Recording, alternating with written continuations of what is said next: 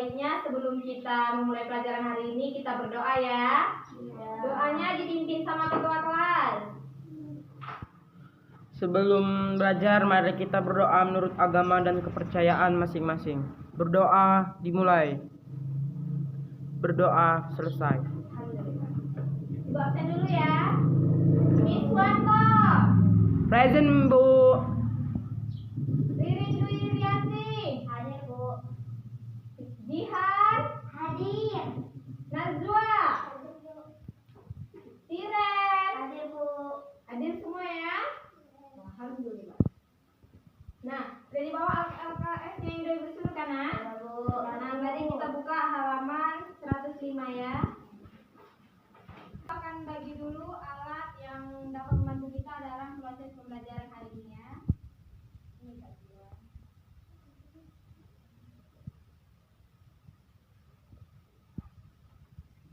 Nah, sebelumnya kan sudah Kakak suruh baca itu teorema Pythagoras. Siapa yang tahu definisi teorema Pythagoras? Cuci tangannya. Ya, Kak Ririn. Teorema Pythagoras adalah salah satu teorema yang berlaku untuk segitiga siku-siku. Nah, benar sekali. Tolong Kak Ririn. Nah, teorema Pythagoras adalah teorema yang berlaku untuk sebuah segitiga siku. Nah, tunjukkan mana segitiga siku yang udah Ibu bagikan. Nah, ya.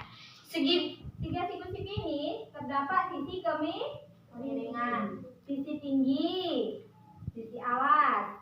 Nah, biasanya sisi miring ini diberi simbol C. Sisi tinggi B. Sisi alas A. Ya. Nah, ada dua segitiga. Tadi sisi kemiringan diberi simbol C. Tinggi B. Ya, benar. Alasnya A. Nah, di situ di LKS itu ada kan rumus dari teorema Pythagoras. Ayo sebutkan rumus dari teorema Pythagoras. Jika yang ditanya C, maka rumusnya C kuadrat sama dengan A kuadrat ditambah B kuadrat. Jika yang ditanya A kuadrat sama dengan C kuadrat dikurang B kuadrat. B kuadrat.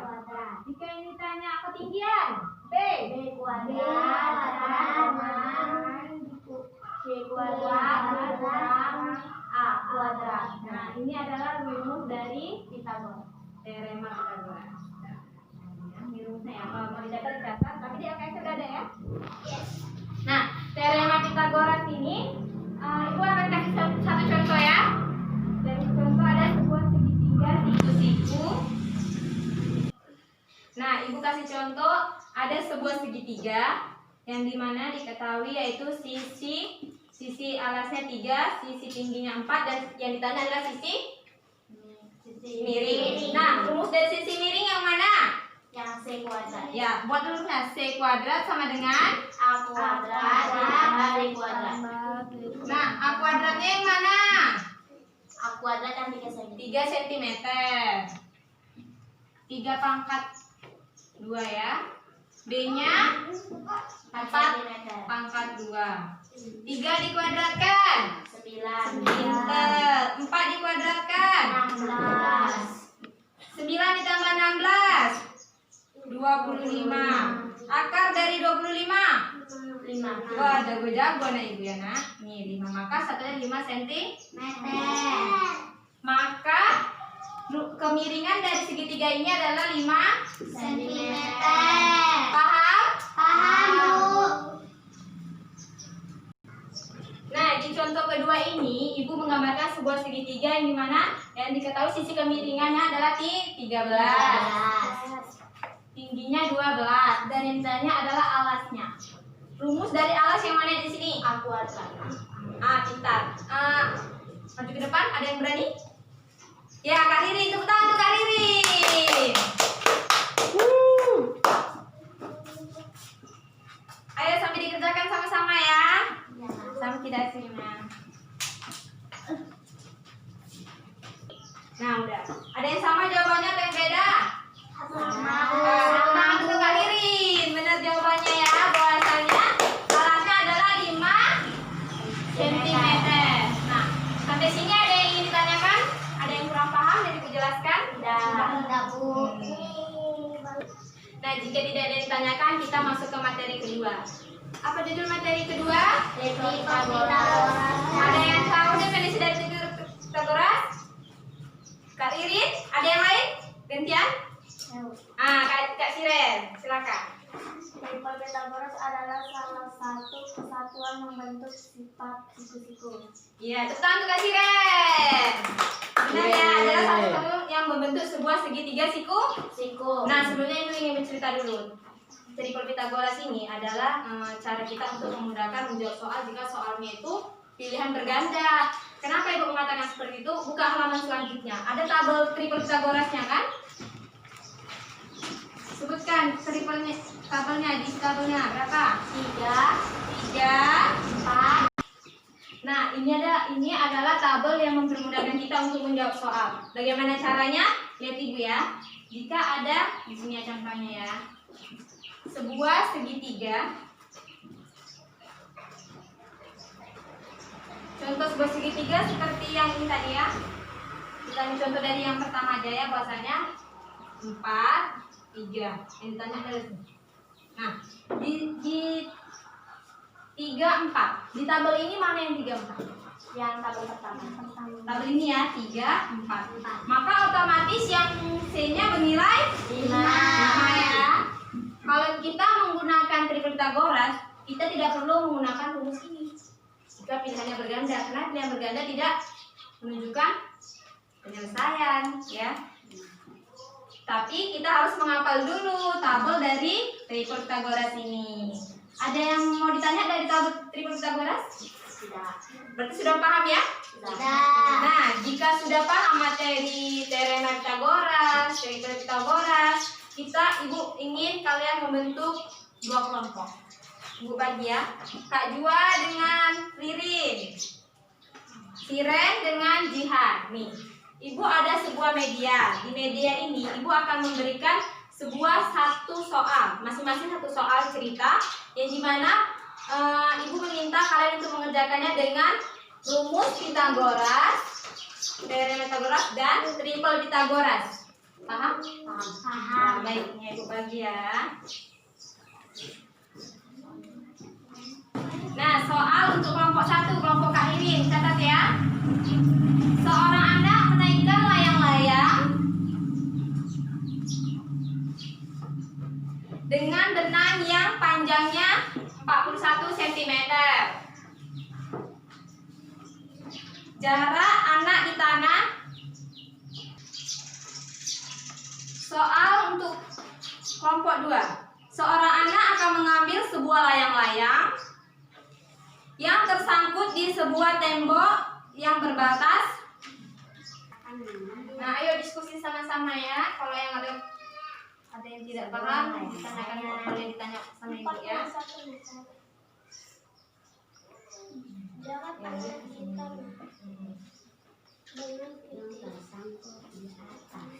Nah, udah? Ini udah? Itu Baiklah, kedua kelompok sudah siap. Sudah siap maju? sudah. Siapa yang ingin maju duluan untuk menjelaskan jawabannya? Oke, tepuk tangan untuk kelompok 2.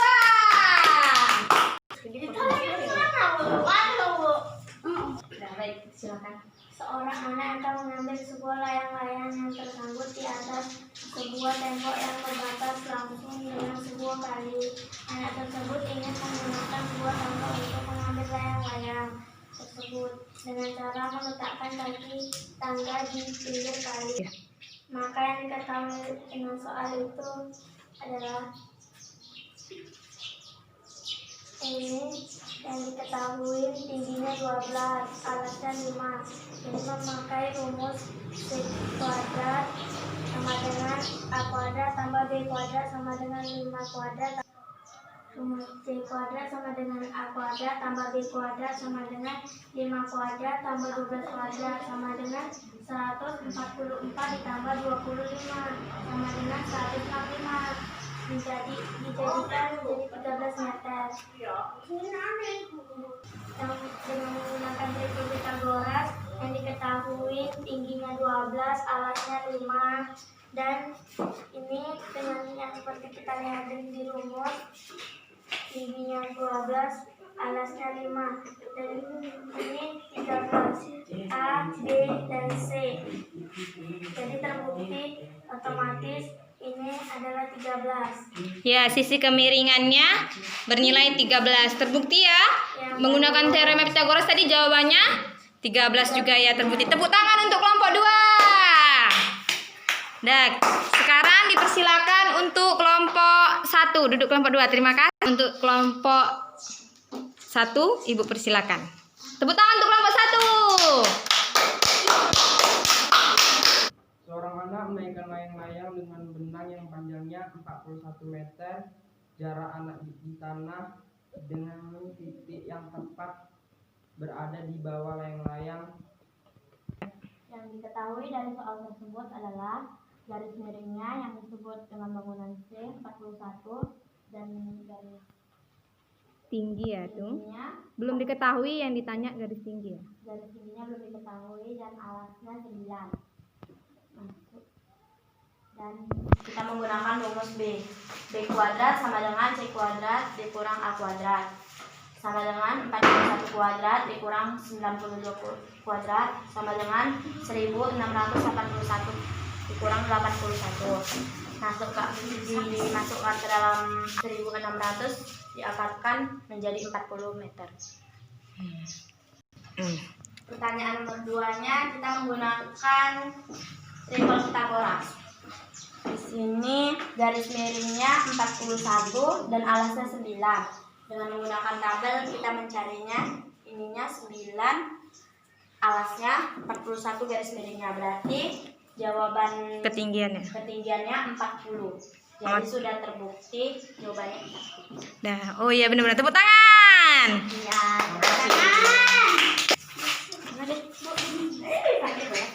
Nah, sangat bagus sekali presentasi dari kedua kelompok tadi. Ibu sangat banget, tepuk tangan untuk kita semua.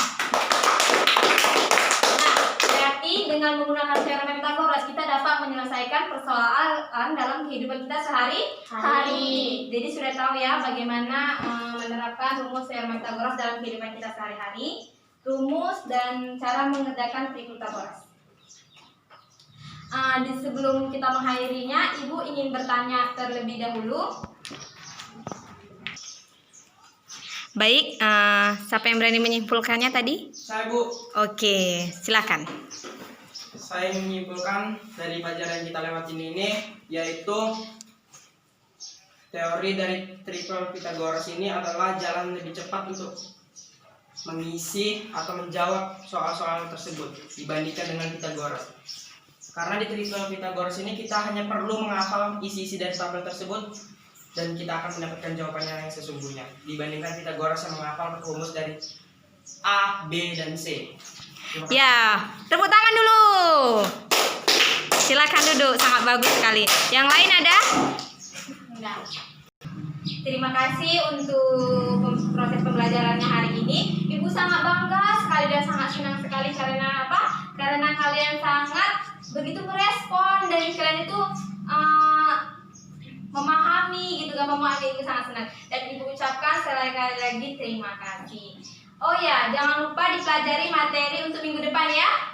Ya, Bu. Nah, oh ya satu lagi Bu lupa. Kan di halaman 100 mana LKS Ibu tadi, Nak? Di LKS halaman 106 ya. Itu ada soal 2, itu dikerjakan di rumah ya. Ya, Bu. Sekianlah proses pembelajaran kita hari ini. Kita akhiri dengan melafazkan hamdalah. Alhamdulillah, semoga proses pembelajaran hari ini dapat berguna dan bermanfaat bagi kita semua. Amin. Amin.